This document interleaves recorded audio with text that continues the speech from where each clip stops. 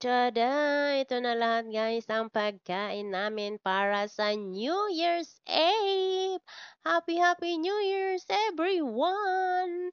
Welcome to my vlog for this New Year's! Charot! So, ito na mga pagkain namin. Ang dami namin pagkain ni Lula. Dalawa lang kaming kakain. Pero ang dami. Ito pa ang manok. Yummers! Kain tayo, guys. Happy New Year's ulit sa lahat na nandyan. Mag-greet na ako dito sa video ko para...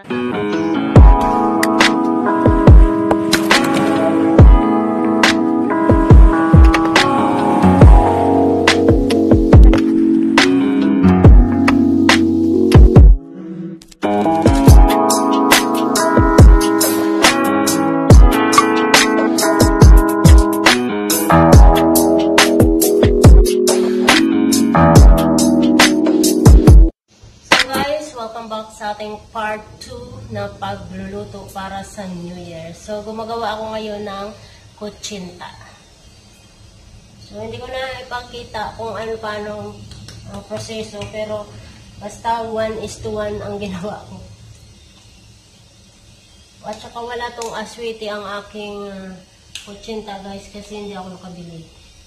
So, white plain lang. Brown sugar naman, magkukulay naman yung brown sugar. So, medyo brown yung color ng kutsinta natin.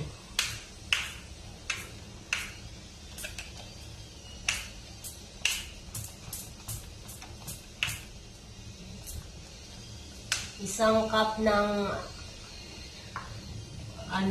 ng tapioca flour or cassava flour at saka isang cup ng all-purpose.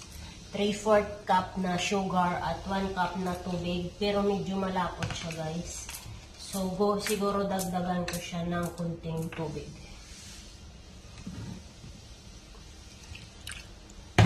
Kasi medyo malapot ang ating mixture.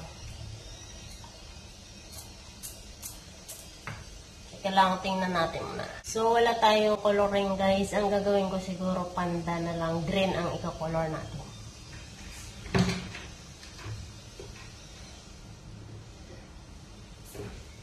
Dahil ngayong New Year guys, ito ang lucky color daw. So, lagyan natin ng green.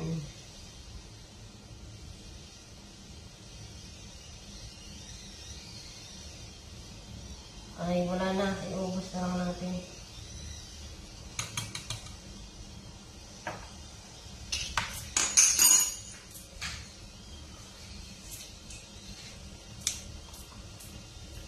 So, ito na siya guys.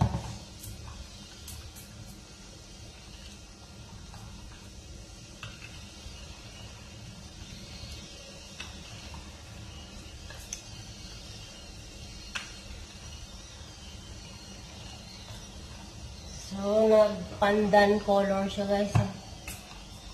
Kunti. Pagdagdagan natin ng tubig.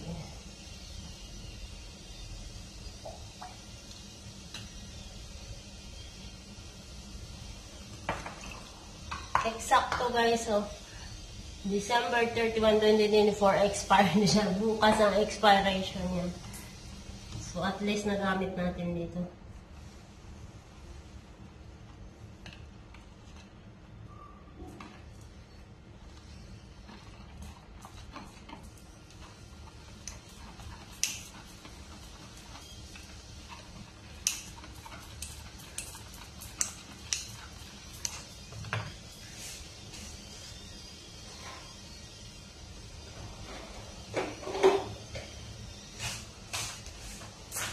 Salain natin guys para medyo hindi naman buo-buo ang ating mixture. Pangit naman kasi pag buo-buo. Ayan. Sinala ko siya. Kasi yung ibang corn flour or ang ating harina, hindi siya guys, hindi siya na tunaw.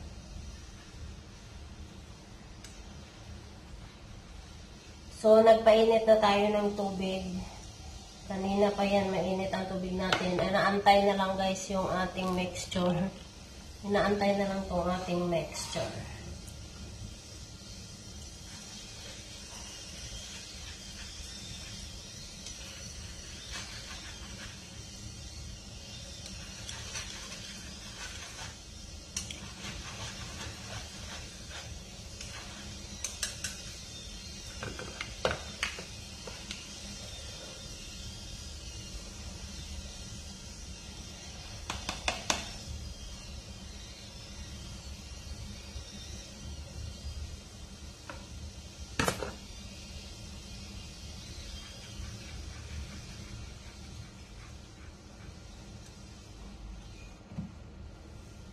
So, ito na guys, lagay na natin ang ating mixture.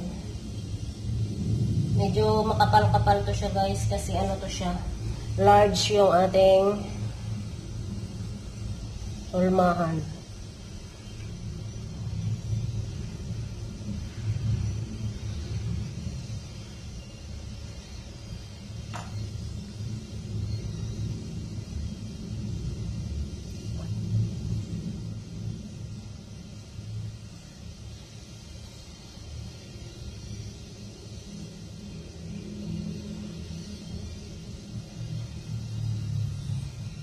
So, 10 ang nagawa natin. Pero may sobra pa dito, guys. So, mga 12, siguro mga 1 dozen. So, ito na yung lahat ang mixture natin. I-steam na natin dito, guys. Kasi kumukulo na to kanina pa to kumukulo.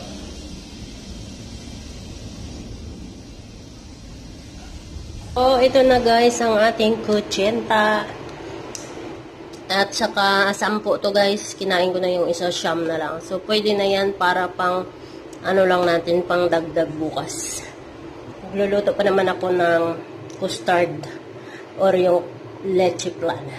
So today is December 31st. So New Year's Eve mamaya.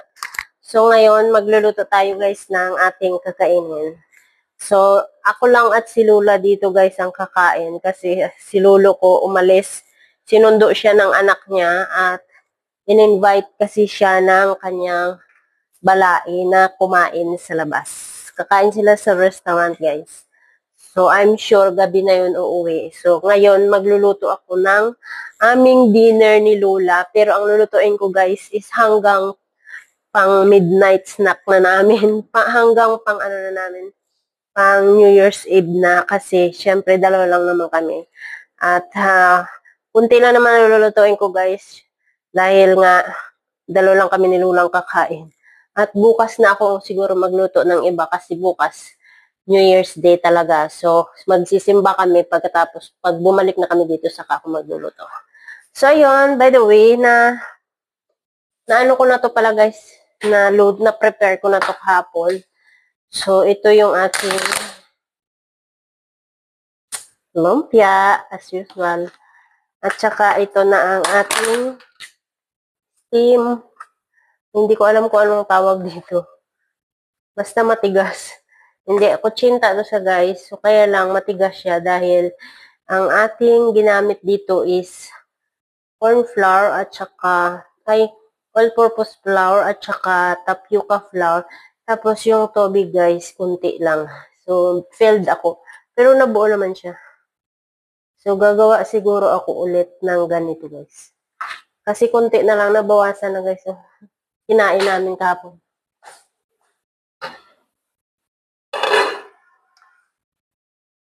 So, ilalagay ko yan dito guys, oh.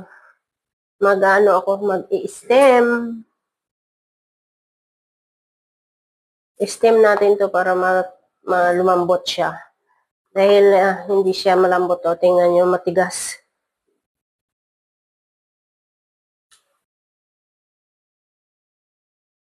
So, mga ilang minuto lang. And then, gumagawa ako ngayon guys ng ating gulay para sa ating sutanghon.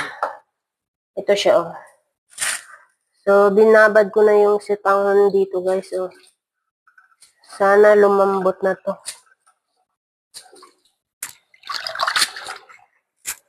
So, binabad ko na yung sutanghon. At itong ating gulay repolyo. So, ang ating gulay na ilisasahog. Siyempre, wala namang ibang sahog to, kundi ganito lang.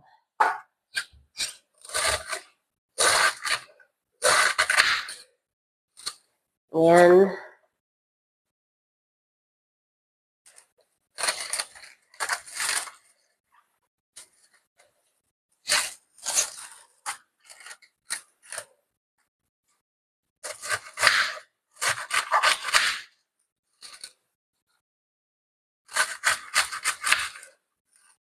At least, meron kaming gulay ni Lola.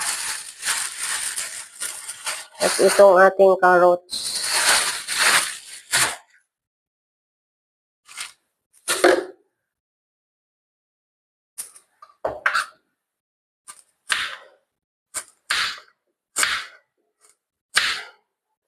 Tira ko pa to nung nakaraan na nagluto rin ako ng bihon.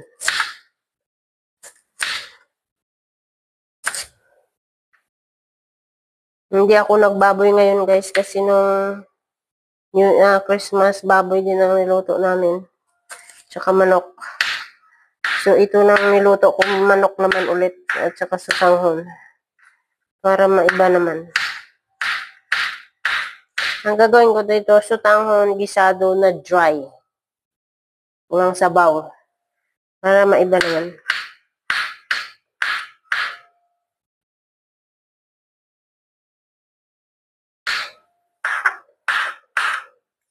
Tingnan ko nga sa baba ko nandiyan na si Sir.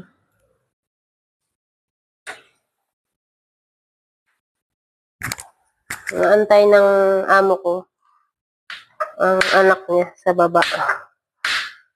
Kasi excited lagi yan. Pag susunduin yan, ang akala mo, siya ang susunduin, pero mukhang siya ang sumusundo sa kanya. O, diba? Mauna pa yan sa magsusundo sa kanya. Nauuna pa yan. Ewan, hindi mapakali. Sabi ko mamaya ako na umalis kasi hindi ba tumawag ang anak mo? Baba na lang siya daw. Antayin niya daw yun. Dapat nito sa matanda na to. Sabihin mo, instead na 5 o'clock ka, 4:30 pa lang, darating ka na. Kasi pag 5 o'clock, bababa yan.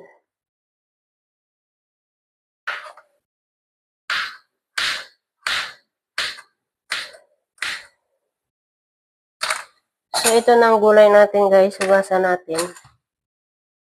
So, ito na yung sahog natin. Hugasan natin itong ating sahog. Ang ating panggulay.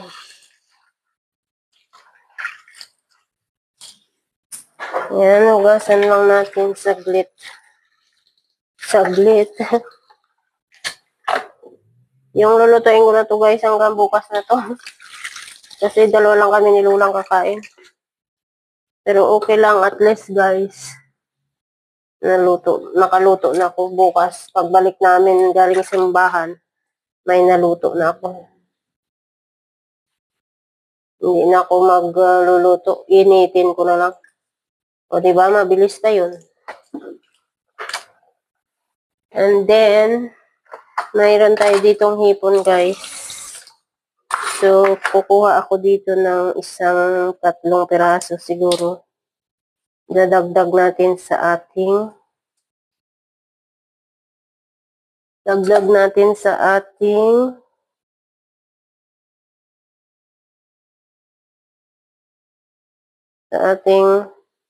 manok.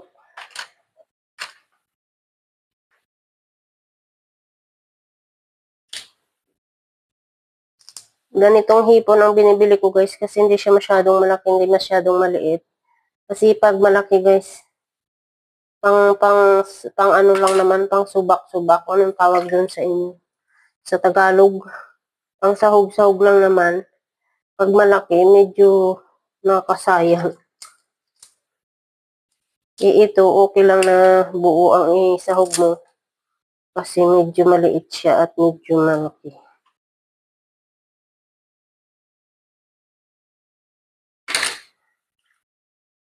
Sa mga 4 na piraso siguro. Kasi 2 lang naman kami ni Lola. So, ayan. Takpan at ibalik sa rep.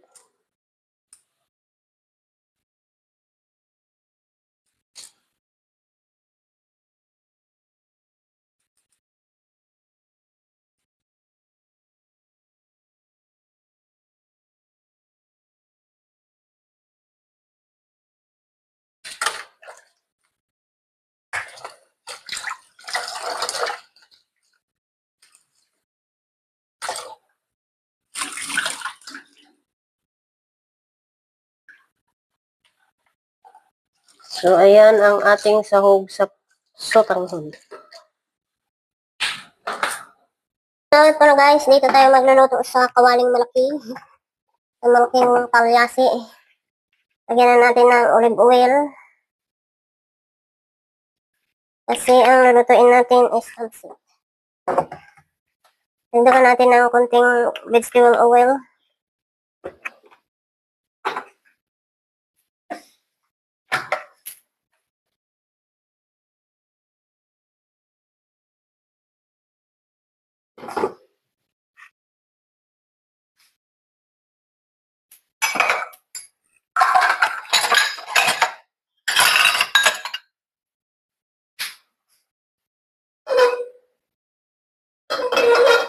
Ayan, mainit na yan. Ilagay natin to.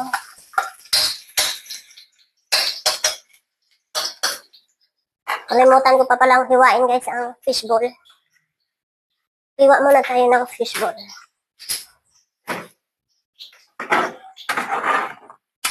Fishball.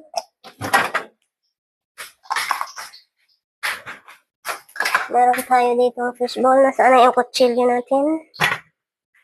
Ito.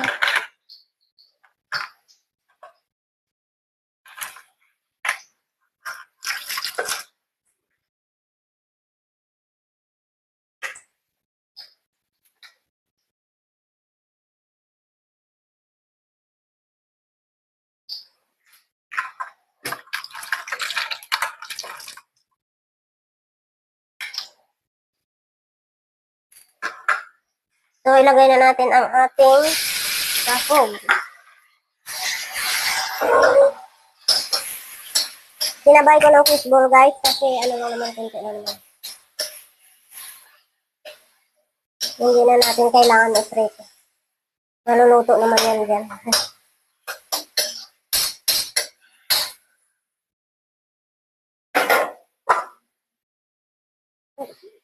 So, nakapagluto na tayo ng ano dito.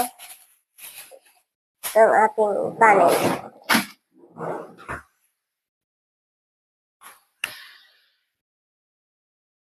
Ay. Init.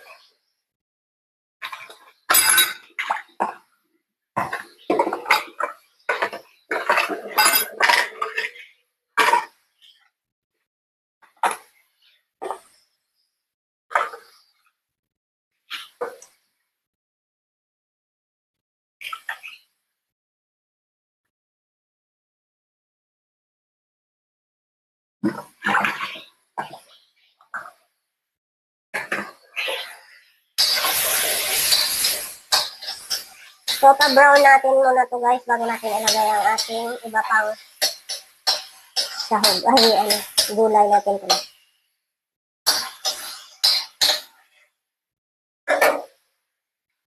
Parang malaki ang ating hipon. So, putulin natin.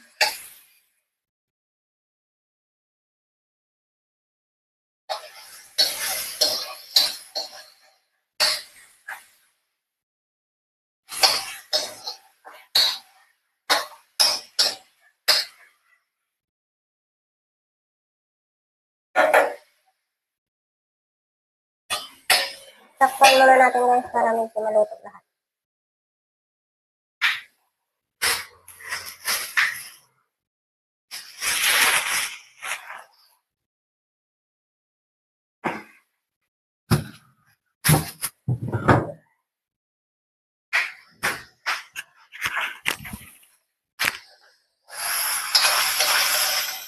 So, pwede na yan. Lagay na natin ang ating gulay.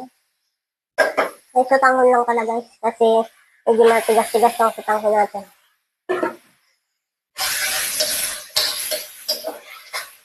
Kung walang lasa, hindi siyempre magdagdag.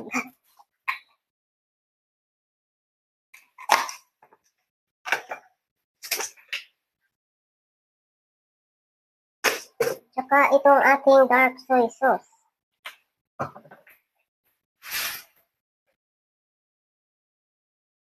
Ang dagdagan ko siguro guys ng ano, putulin natin. Ang haba, hindi ko kasi naputol.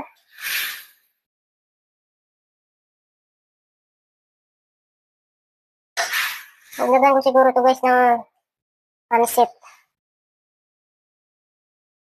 Ayan na. Tikman natin. Ayan, masarap, masarap. Lagay ang gulay.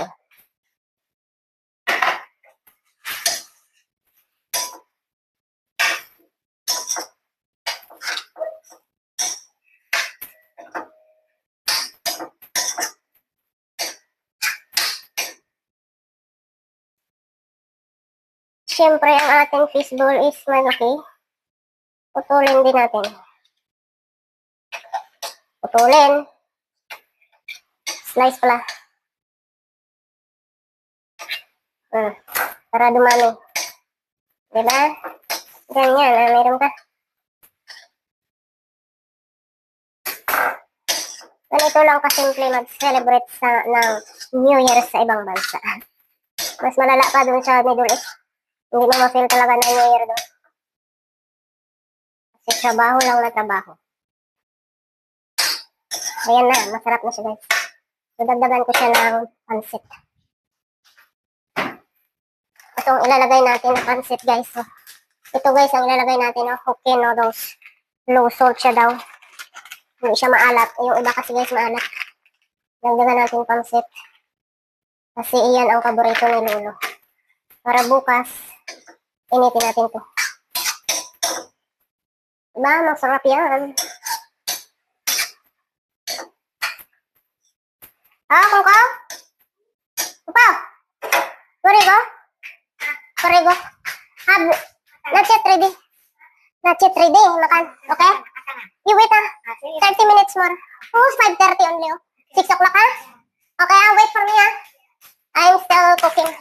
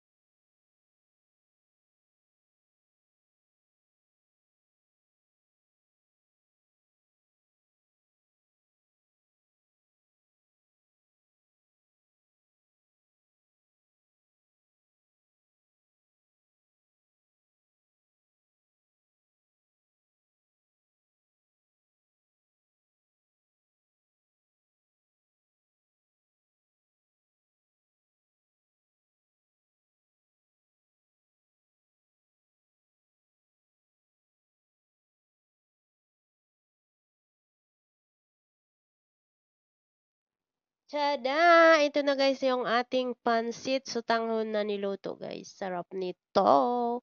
Try nyo guys. Masarap and fairness malambot ang ating sutanghon. Siyempre pinakuluan ko ay binabad ko sa mainit na tubig. At ito yung ating mga natirang ulam kaninang tanghali guys. So papakain ko to kay Lola kasi gusto niya to. At ito na ang ating manik. Ayan guys. Marami tayong makakain ngayong gabi kasi may manok tayo.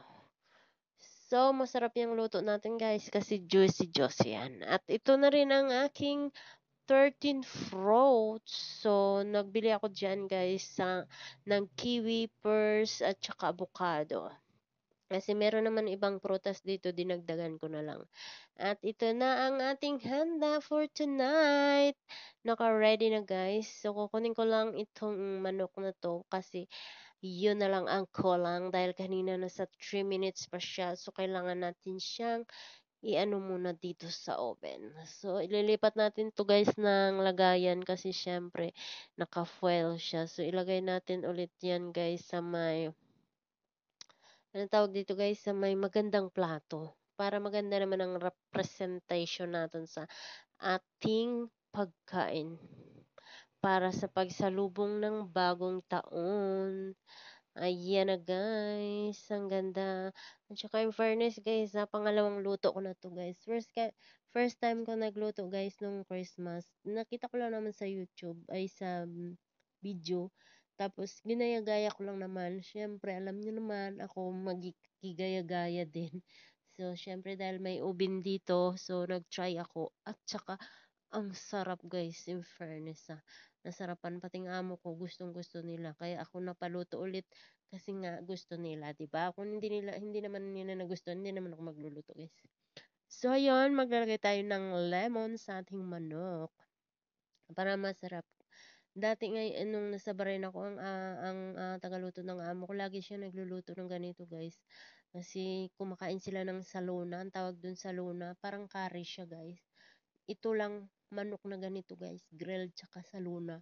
Yan ang ginagawa niya guys. So tumitikim ako minsan kasi sinasabihan niya kung gusto ko daw kumain. Nagtitry ako. Masarap siya guys nagluto. Kasi may mga laman-laman siya sa loob guys. Nilalagyan niya ng, hindi siya naglalagay ng lemongrass, pero ang nilalagay niya lemon, sibuyas, bawang, tsaka parsley. Yung nagpapasarap talaga guys, mas masarap pang maraming parsley or coriander. Kaya lang mahal dito. Kaya lemongrass na lang nilagay para native na native. So ito na lahat ang ating pagkain guys sa New Year's Eve.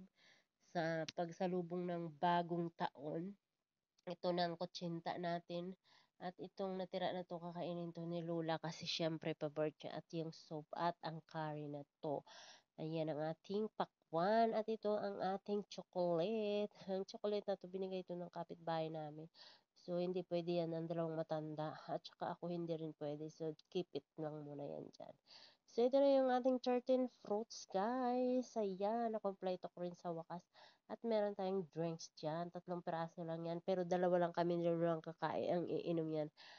Tsaka hindi naman ako mag-iinom siguro niyan, guys. Kasi siyempre bawal tayo, di ba? Tumitikim-tikim lang, konti-konti lang. O, diba? Ayan, guys. Parang hindi ako mapakali. Lagi ko pinapakita yung aming pagkain. Kasi So guys, welcome to our dinner for tonight. This is our dinner for New Year's Eve. Yeah. Tomorrow, 2025. January 1st, 2025. Today, December 31st, 2024. So later on, midnight, New Year's Eve. Okay? So this is our food for tonight. Yeah. You like?